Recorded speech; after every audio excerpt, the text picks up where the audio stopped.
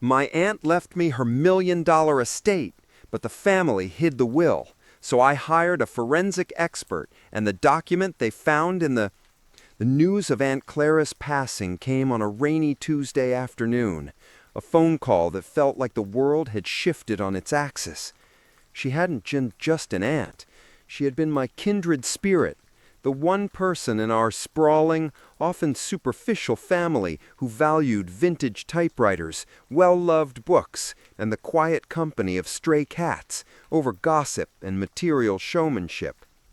We'd spent countless afternoons in her sprawling, slightly dilapidated mansion, sipping tea while she told me stories of her travels, always ending with the same promise. This old place, all of it will be yours one day. You're the only one who understands its soul. I never took it as a promise of wealth, but as a sacred trust, a testament to our bond. Her sudden, quiet death from a heart attack left a void that felt physical, a coldness the spring rain couldn't wash away. The family gathering at the mansion a few days later was a study in stark contrasts. While I moved through the familiar rooms, each one filled with the scent of old paper and lemon polish, feeling the weight of my grief, the rest of my relatives seemed energized, their eyes calculating as they assessed the value of a Persian rug or a dusty Tiffany lamp. My Uncle Robert, my father's older brother, and a man whose smile never quite reached his cold eyes, called everyone to attention in the grand parlor. He stood before the fireplace, the executor of the estate, his face a mask of somber authority. He cleared his throat and delivered the devastating blow. Aunt Clara had died intestate. He claimed there was no will. According to the laws of the state, he explained, her entire fortune, the mansion, its contents, and her substantial investments would be split equally among her surviving siblings, effectively cutting me out completely. A wave of murmurs, some feigning surprise, others barely concealing their glee, rippled through the room. A cold certainty settled in my gut. This was wrong. Profoundly, utterly wrong. Aunt Clara was the most meticulous person I had ever known. She kept logs for her library, records for her cat's veterinarian visits, and journals detailing every penny spent. The idea that she would leave her life's work, her greatest passion, to the chaos of probate court was inconceivable. She had promised me. I found my uncle in the hallway, my voice trembling, not with grief now, but with a rising, hot anger. "Where is it, Robert? Where is her will? She told me she had one. She told me everything was detailed." He looked down at me with patronizing pity that made my skin crawl. "Grief does strange things to the mind, dear," he said, his voice slick with false concern. "She was eccentric, we all knew that. She probably just said those things to make you feel special. There is no will. You need to accept that and not make a difficult time harder for everyone."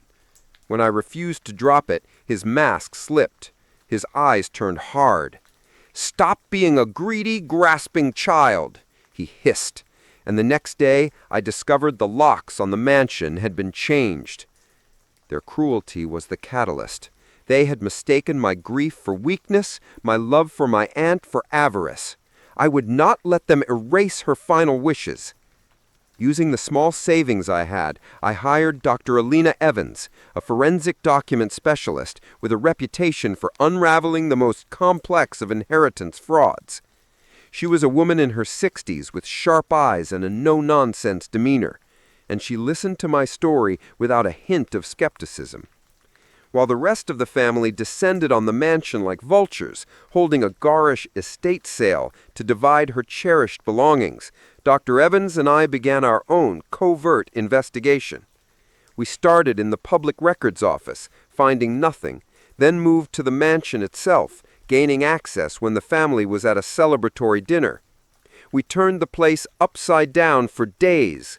We checked behind paintings, under floorboards, inside mattresses. We found nothing.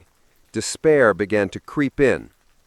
Then, on the third day, as I sat at Aunt Clara's favorite writing desk, a massive old Remington typewriter she had taught me to use. I broke down in tears of frustration. Dr. Evans, ever the pragmatist, suggested we take a break. "Let's process what we have," she said, but her eyes were on the typewriter, a curious glint in them. She asked me to turn it around. On the back, obscured by dust and shadow, was a small, almost invisible symbol, a cat's paw etched into the metal. It was our sign. Aunt Clara always said her cats were her best secret keepers. Dr. Evans pulled a portable ultraviolet light from her bag. She switched it off the main lights and passed the beam over the typewriter's body. There, glowing a soft, ethereal blue on the cold metal, was a series of numbers and letters written in a special invisible ink. A code we both knew instantly was a Dewey Decimal System reference. It was a message only a fellow book lover would understand. My heart hammered against my ribs. The coordinates led us directly to a specific, towering bookshelf in her vast library. We pulled out a volume of T.S. Eliot's Old Possum's Book of Practical Cats, and the entire shelf swung inward with a soft, satisfying click, revealing a small, hidden wall safe behind it. My hands shook so violently I could barely input the combination we'd deciphered from the code. The birthdays of her 3 favorite rescued cats. The safe door opened. Inside, nestled on a velvet cushion, wasn't just one document, but 2. The first was the last will and testament of Clara Elizabeth Jones, notarized and impeccably detailed, leaving her entire estate to me, her spiritual heir, with a generous endowment for the continued care of her stray cats. The second document was newer.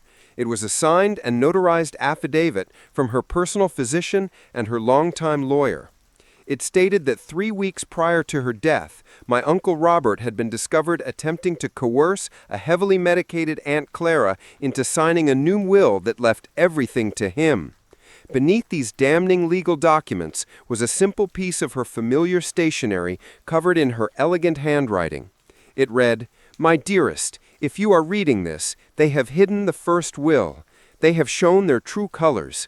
Don't let them win. Be strong. All my love, Clara." I didn't scream. I didn't call them. I sat on the floor of that dusty library, holding the papers that were both my salvation and a testament to my family's vile betrayal, and I planned.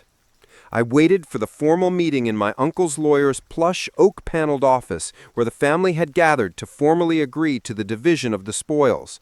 I listened outside the door as they laughed, my uncle joking about finally being able to buy that beach house. Then, with perfect timing, my lawyer, Dr. Evans, and I walked in. The conversation died instantly. The color drained from my uncle's face so completely he looked like a corpse. I didn't say a word. My lawyer placed the will on the desk and the affidavit next to it.